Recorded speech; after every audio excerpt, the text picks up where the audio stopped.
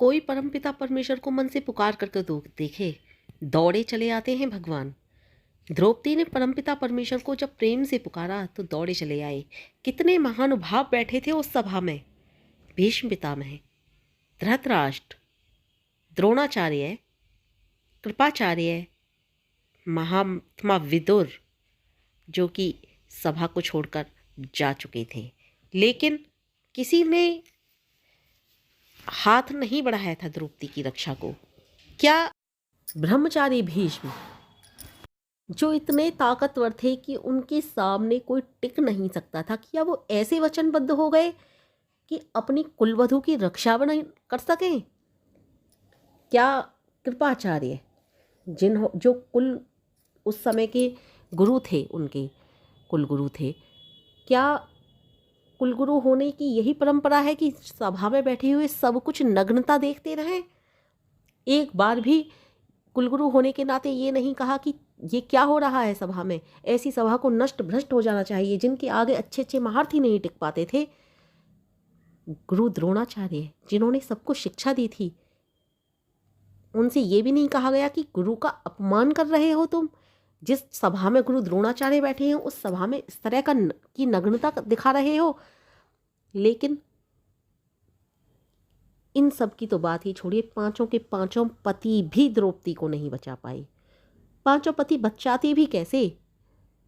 क्योंकि करनी तो उन्हीं की थी। युधिष्ठिर जब दाव पर लगा रहे थे तो चारों भाई ने युधिष्ठिर का विरोध किया, लेकिन ऐसे इस तरह से विरोध नहीं किया कि हम चारों की तरफ से द्रौपदी को कैसे दाव पर लगा सकते हो। लेकिन रक्षा की तो किसने? उस परमपिता परमेश्वर ने। चारों तरफ से हार गई द्रौपदी, चारों तरफ से हारी।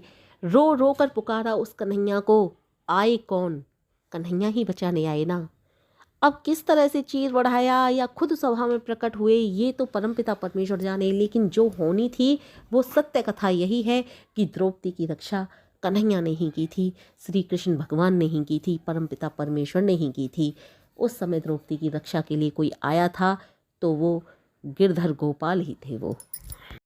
इसलिए उस परमपिता परमेश्वर को दिल से पुकारो, वो आता है मदद के लिए, अवश्य आता है। बस पूरा विश्वास होना चाहिए कि वो आएगा, अवश्य आएगा।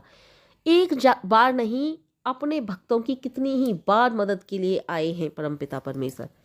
एक बार नहीं, सैकड़ों बार पांडवों की रक्षा की। क्यों की? क्योंकि पांडवों को परमपिता परमेश्वर पर विश्वास था, अपने कन्हैया पर विश्वास था, अपने कान्हा पर विश्वास था। इसलिए हर सलाह, हर मशवरा, हर तरह की राय उनसे लेते थे, उन्हीं के आधार पर चलते थे। एक राय नहीं ली थी, वही जुआ खेलने वाली। और उस राय को श्री कृष्ण भगवान देवी कैसे देते? इसी लिए युधिष्ठिर ने वो राय मांगी भी नहीं थी कि कान्हा तो मना ही करेंगे इस राय के लिए कि तुम वहाँ पर जुआ खेलने के लिए जाओ, चौसर खेलने के लिए जाओ। इसलिए इस विषय में तो श्री कृष्ण भगवान को शायद पता भी नहीं था, और वो षड्यंत्र वहाँ रचा जा चुका था। इस षड्यंत्र की दोनों ही पक्षों ने भरपूर कोशिश की कि कन्हैया को पता ना चले। लेकिन जब द्रौपदी ने पुकारा तो कन्हैया को तो आना ही था। बहुत धिक्कारा, बहुत धिक्कारा, बहुत धिक्कारा कन्हैया ने। उसके बाद भी न जाने कहाँ कहाँ कन्हैया ने मदद की। और मदद की ही बात कर रहे हो, पांडवों की तो विजय ही कन्हैया के आधार पर थी।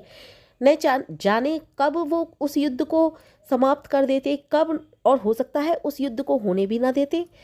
भरसक प्रयत्न किए थे समाज को दिखाने के लिए कृष्णा ने कि युद्ध ना हो, ये ना हो। दुर्योधन को समझाने भी गए थे, और चाहते तो वहीं युद्ध को उस दिन ही समाप्त कराते, दुर्योधन को समाप्त कर देते जिस दिन उन्होंने विराट रूप धरा था बड़ी सभा में। लेकिन नहीं किया उन्होंने दुर्योधन को खत्म, क्योंकि वो सब कार्य धर्मानुसार चाहते थे। सब कार्य धर्मानुसार हो, यही तो चाहते थे। इसीलिए तो उस दिन दुर्योधन को खत्म नहीं किया, बस अपना विराट रूप दिखाकर संकेत दिया, संभल जाओ, सुधर जाओ, अभी भी वक्त है। और पांडवों की विजय के लिए रथ तैयार कर रहे थे। उन्हें, पांडवों की तो इस बात की आशंका भी न थी कि हम युद्ध हारेंगे। और क्यों होती आशंका कि हम युद्ध हारेंगे? क्योंकि कन्हैया उनके साथ थे, जीत उनके साथ थी।